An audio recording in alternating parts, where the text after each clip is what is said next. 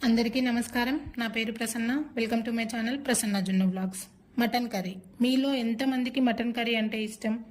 Cooker use చేయకుండా సింపుల్గా చేసుకునే మటన్ కర్రీ మన ఛానల్లో లాంగ్ వీడియోలో అప్లోడ్ చేశానండి.